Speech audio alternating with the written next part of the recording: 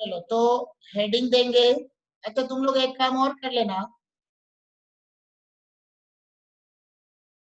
क्योंकि अब यहाँ पर पहले तो क्या होता था, पहले मैं सारे अपने उसमें वीडियो देता था तुम लोग को, यूट्यूब पे देता था, तो वहां पर फेयर कॉपी एंड सारी कॉपी उसमें फेयर ही कॉपी थी, ठीक है।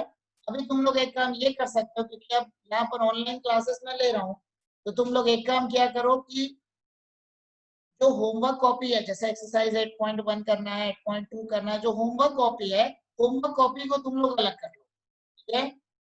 तो या तो फिर एक रफ कॉपी अलग से बना लो, जिसमें जो मैं ऑनलाइन क्लासेस में, रेगुलर क्लासेस में जो पढ़ा रहा हूँ उसमें नोट करते जाओ, और जो फेयर कॉपी जो होगी, जो तुमने पहले बना रखा है, उसमें होमवर्क को उसमें नोट करो, ठीक है। तो मतलब क्लास वाली कॉपी अलग कर लो एंड होमवर्क कॉपी अलग करो, ठीक है। तो अब हम हेडिंग देंगे mid point theorem.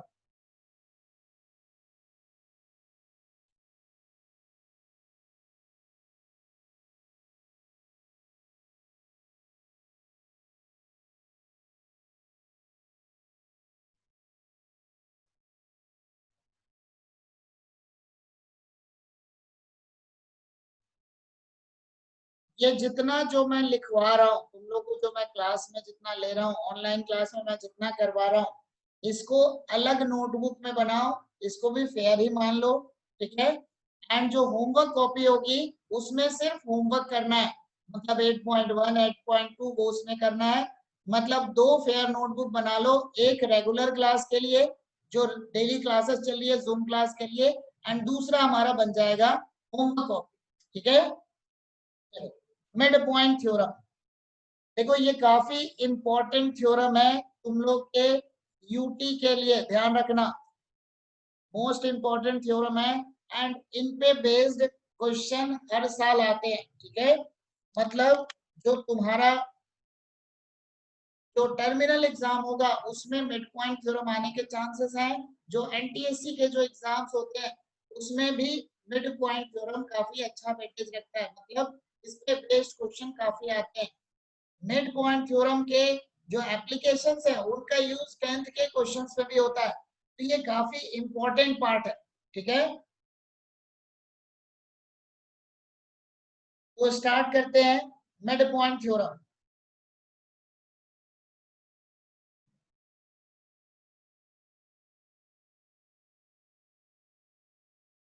Mid point theorem, ठीक है। मिड पॉइंट थ्योरम में हमारे पास क्या होगा, स्टेटमेंट है सबसे पहले, the line segment joining mid point of any two sides of a triangle is parallel to the third side and half of third side।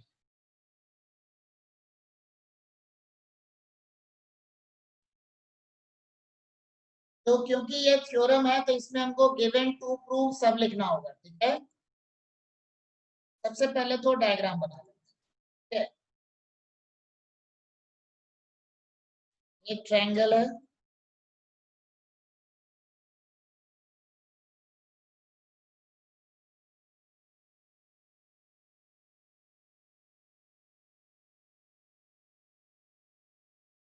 तो मिड पॉइंट है,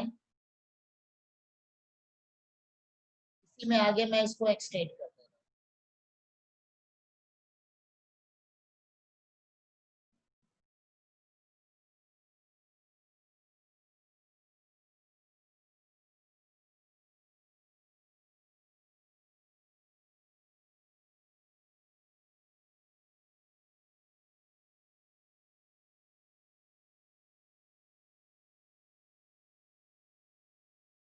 ये हमारा कंस्ट्रक्शन है, ठीक है।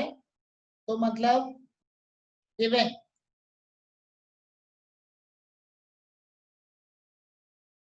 In triangle ABC points D and E are midpoints of AB and AC. ठीक है, points D and E are midpoints of AB and AC. हो गया. To prove,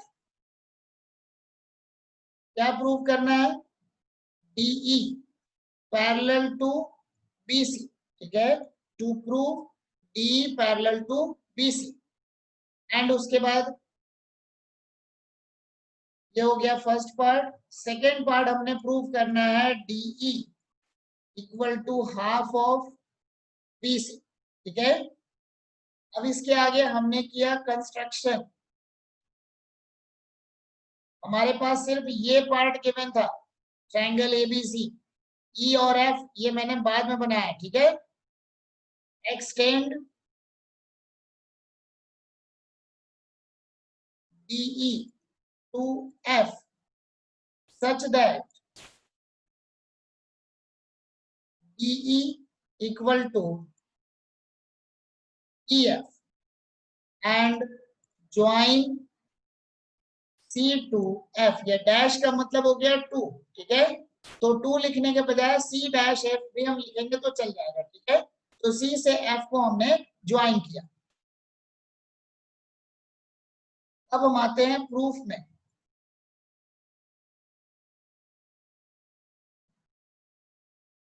in triangle AED and triangle CEF mid point है, तो AE equal to CE.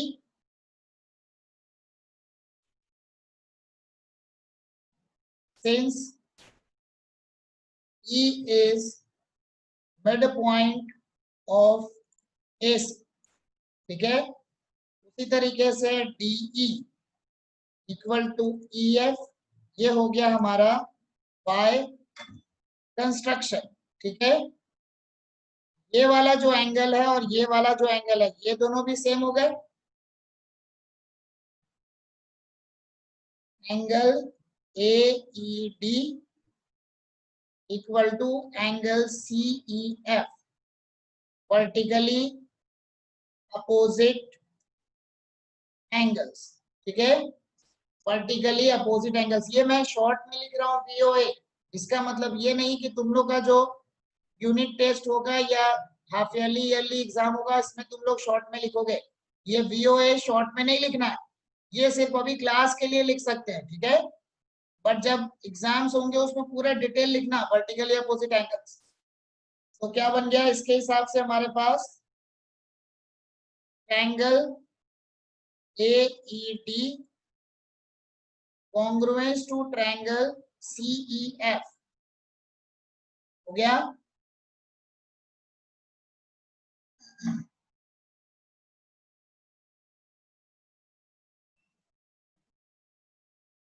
अब congruence हो गया तो क्या क्या बन गया? अब उसके हिसाब से ये वाला एंगल और ये वाला एंगल ये दोनों सेम हो गए.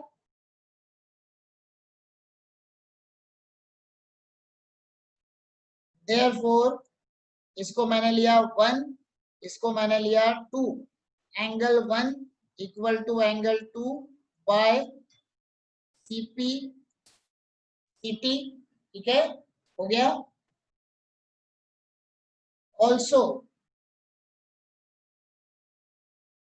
अब अगर हाँ एक मिनट, ये अगर हमारे पास एंगल्स इक्वल हो गए तो therefore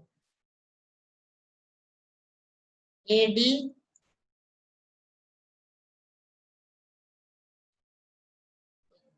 को किसको किसको करना पड़ेगा. एक ये एंगल 1 इक्वल टू एंगल 2 के बजाय इन दोनों को इक्वल करने से फायदा है ना अपने को. हमको क्या क्या चाहिए? DE parallel to CF. ठीक है, तो एक ये तो हमारा बन रहा है. हाँ आ जाएगा, कोई बात नहीं. तो इसके हिसाब से हमारे पास क्या बना? AD parallel to CF. हो गया, AD parallel to CF. Also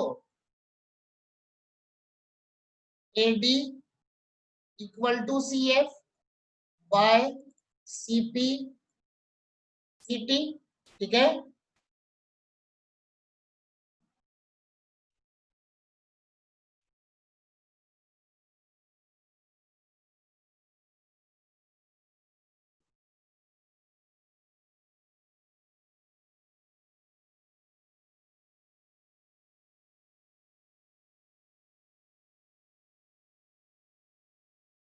ठीक है, तो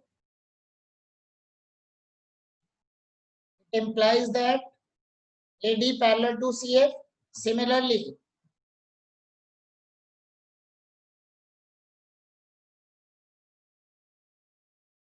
अब हमारे पास और क्या दिया हुआ था, AD equal to DB, AD equal to DB, ये AD इक्वल टू DB क्या है, since E is midpoint of AB, ठीक है, D क्या है, AB का मिड पॉइंट है, तो AD इक्वल टू DB बन गया।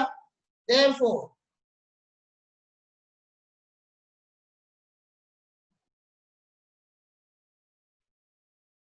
क्या बना, DB equal to CF, DB equal to CF and EB parallel to CF. It implies that quadrilateral DBCF is a parallelogram, ठीक है। DBCF क्या हो गया, पैरेललोग्राम बन गया। अब ये हमारा पैरेललोग्राम बन गया, इसका मतलब क्या हो गया, it implies that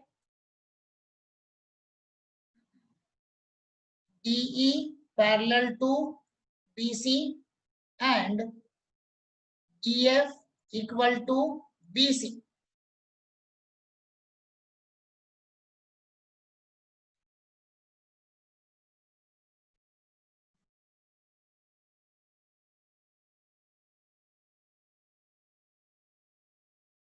DF equal to BC, तो DF का मतलब क्या हो गया, DE plus EF equal to BC।